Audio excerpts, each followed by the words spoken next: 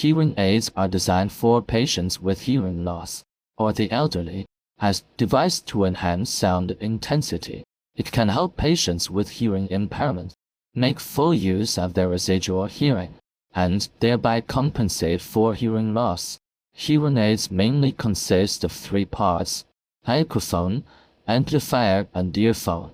The microphone is a sound-to-electricity converter at converting external sound signals into electrical signals, which are then input into the amplifier amplified and sent to the earphone. The headphones then restore the amplified electrical signal to an acoustic signal, the core part of which is the amplifier, which generally uses a transistor amplification circuit to achieve the amplification of the input signal. Let's now delve into the core component of the hearing aid, the study of the transistor. Teaching objectives of this section are: 1. To master the basic structure of the transistor. 2. To understand the current amplification, alternating current, and the current distribution relationship. A transistor is a device that combines two p-n junctions through a certain process. Due to the mutual influence between the p-n junctions, this makes the transistor different from a single p-n junction, thereby possessing current amplification, alternating current. There are many types of transistors, classified by frequency. Are high frequency and low frequency tubes. Classified by power.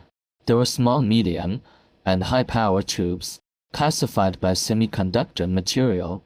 There are silicon and germanium tubes, classified by structure.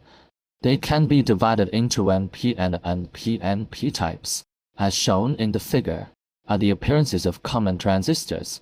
A is a small power transistor. B is a molded small power transistor. C is a low-frequency high-power transistor. D is a power transistor in the figure. E is a common domestic transistor. Let's now analyze the structure of the transistor and its current amplification, alternating current. First, let's look at the structure of the transistor. Depending on the structure, transistors can be divided into two types, NPN and PNP. As shown in figure, is the structure of an NPN transistor, which is made of three layers of semiconductors with two p-n junctions, with a very thin pi semiconductor in the middle, usually a few micrometers to tens of micrometers, and an n-type semiconductor on each side. The two p-n junctions divide the transistor into three regions. The middle one is called the base region. The two side regions are called the emitter and collector regions, respectively. The leads connected from these three regions are called the emitter A, base B, and collector C. The two p-n junctions are called the emitter junction and the collector junction, respectively. Although the emitter and collector regions are of the same type of semiconductor, the doping concentration of the emitter is much higher than that of the collector. The base region is made very thin and lightly doped. The concentration of its majority carriers is lower than that in the collector region. Figure B shows the symbol for an NPN transistor, in which the arrow in the schematic symbol indicates the direction of current flow when the emitter junction is forward biased. The figure shows the structure of a PNP transistor. A PNP transistor is also made of three layers of semiconductors with two p-n junctions, but with an n-type region in the middle, and pi semiconductors on both sides. NPN and PNP transistors have almost identical characteristics, except that the current at each pole and the polarity of the voltage at each electrode and the direction of current flow are different. Figure B is the symbol for PNP transistor, where the arrow at the emitter indicates the direction of current flow when the emitter junction is forward biased. After understanding the structure of the transistor, let's now look at the current amplification, alternating current of the transistor. When a transistor is connected in a circuit, the signal is input from one electrode and output from another electrode. with the third electrode serving as a common terminate for both input and output. In this way, the transistor has three connection methods, namely common emitter configuration, where the input signal is applied between the base B and emitter E, and the output signal is taken between the collector C and emitter E, with the emitter serving as the common electrode. Second, common base configuration, where the base serves as the common electrode. Third, common collector configuration, where we use the collector as the common electrode. To make the transistor operate in an amplifying state, a positive bias voltage must be applied to its emitter junction, and a reverse bias voltage to its collector junction, as shown in the figure. For both NPN and PNP transistors operating in amplifying state, the common emitter circuit connection diagram shows that external voltage and polarity for the two types of transistors are exactly opposite for an NPN transistor. The potentials of the three electrodes are VCVBV for BP transistor, SVCVBV. The forward bias voltage jetted between the base and the emitter is generally 0, 6 to 0, 8 volts for silicon tubes, and 0, 1 to 0, 3 volts for germanium tubes. The voltage jetted between the collector and the emitter is generally a few volts to several tens of volts. Now, let's use simulation software to conduct a transistor amplification experiment, taking the common emitter amplifier circuits, an example, as shown in the figure. Start the multisys and simulation software. Connect an NPN transistor to the current amplification test circuit. We adjust the value of the potentiality at MRB, and we can obtain IB, IC, and I respectively. Take a few sets of values as shown in the table below. The measured transistor in the experiment. Current data table. From the data in the table, we can see that first, I equals E plus IC. IC and IB are much greater than IB. The common emitter direct current amplification alternating current, theta bar equals IC divided by EA much more than 1. The small change of IB will cause a significant change in IC. For example, IB from 0, 15 mA, increases to 0, 33 mA delta IB 0, 16 mA. IC then from 2, 439 mA, increases to 4, 257 mA DLT IC 1, 818 mA. This indicates the current amplification effect. Theta bar equals IC divided by EA much more than 1. Beta is known as the common emitter alternating current amplification coefficient. It reflects the current amplification alternating current of the transistor, and is the controls effect of E1IC. These two parameters are defined differently, but the values of these two parameters are very close when in the alternating current region, so in future calculations, we will consider them to be approximately equal. From this, we can derive the transistor's current distribution relationship. I equals E plus IC, IC equals beta IB. Just now, from the experiment, we have observed the current amplification alternating current of the transistor, that is, the controls effect of IB on IC.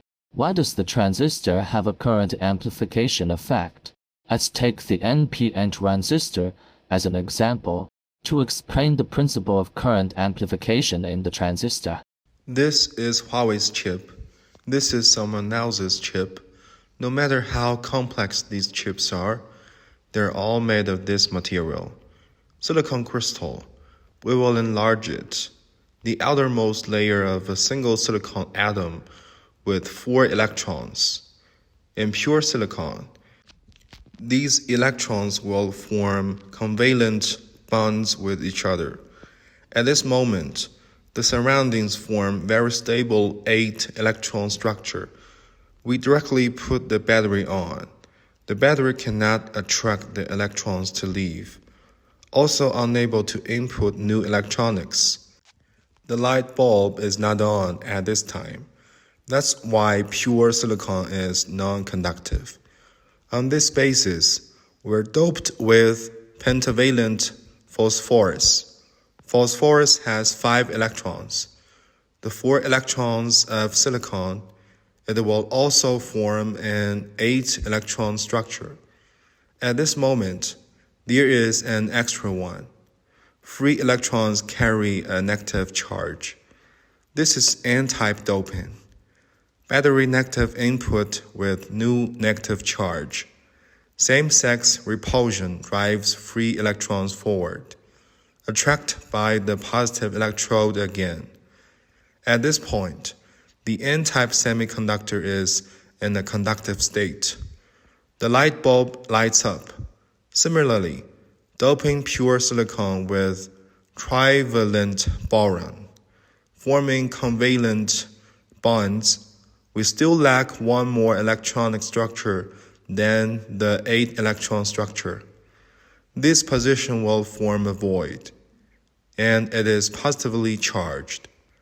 This is p-type doping. Negative input negative charge fills the hole, attracted by the positive electrode again to form a circuit. At this time, p-type semiconductor, also in a conductive state. The light bulb lights up. Now, we will perform 2 types of doping on this pure silicon. The free electrons in the N region are negatively charged. Positively charged holes in the P region. It will attract free electrons to diffuse and fill. The area on the left that has lost electrons will show a positive charge. Obtaining new electrons in the P region will result in a negative charge. This entire area is the depletion layer, also known as p-n junction. When the negative electrode of the battery is connected to zone N, positive pole connected to P area.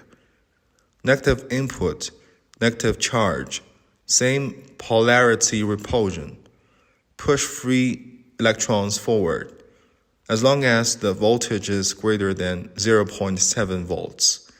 Free electrons can fill the hole through the depletion layer, once again attracted by the positive pole of the power supply. At this moment, the bulb is in a conductive state and lights up. Reverse the battery. A positive electrode attracts free electrons to leave. Negative input negative charge fills the hole. At this point, the depletion layer is increasing. The new negative charge cannot be crossed. So when the current is cut off, the light bulb goes out. This is it. The principle of unidirectional conduction of diodes. On this basis, change to the smaller area on the left. Perform high concentration N-type doping. For the extremely small area in the middle, perform P-type doping. In the wider area on the right, perform ordinary concentration N-type doping. A depletion layer is formed at the p-n junction. Next, connect the pins to each of the 3 areas, named CBE. Power on BE. Negative charges repel each other of the same polarity. Push free electrons forward to fill holes. Attract by the positive electrode again to form a circuit. Take a closer look at zone P. Every time an electron is attracted out, there is a hole waiting for the next one to fill. Power on C again. Positive pole connected to N zone on the right, so it will attract electrons to leave. Depletion layer enlargement. At this point, the left N zone connected to negative poles of the power supply will input a new negative charge. In addition, it is itself High difficulty N-type doping contains a large number of free electrons. When the positive hole of the Be power supply attracts, one electron forms a hole. A large number of negative electrons will flood in, seize the hole. Only one electron enters the hole, and these extra electrons, it will squeeze into this area. Be careful. On the right is the normal concentration dopant. The repulsive force of the same polarity in the negative electrode region of the depletion layer, far lower than the force of these electrons to the right. These extra electrons, it will generate drift motion, breaking through the depletion layer and entering the right end zone, then attracted by the positive electrode of the battery. This process is in zone P. Every time a hole appears, there will be beta times more electrons drifting past, means increasing the voltage of Be. Attract more electrons to form more holes. More electrons can drift past. The direction of electron movement is opposite to the direction of current. The current flowing into the base represents IB. The inflow collector represents IC. Amplifying IB by beta times will equal IC. The final two are added together and summarized, equivalent to the outflow current IE. This is the relationship between them. That's the complete amplification principle of the transistor. Students, as can be concluded from the above, the current amplification alternating current of the transistor mainly relies on its emitter current being able to pass through the base region and then reach the collector to ensure the transmission process. Firstly, internal conditions must be met. That is, the emitter's impurity concentration is much higher than that of the collector, and the base region must be very thin. Secondly, external conditions must be met. That is, the emitter junction must be forward bias, and the collector junction must be reverse bias. Looking at the control of output current by input current, the common emitter amplification circuit uses a small base current, that is, the input current, to control the large collector current, that is, the output current. The current amplification alternating current tie-in of the transistor can be converted through the collector load resistor RL into a voltage formed to the load, achieving the desired voltage gain across the load, thus achieving voltage amplification. This concludes the content of today's lesson. Goodbye, classmates.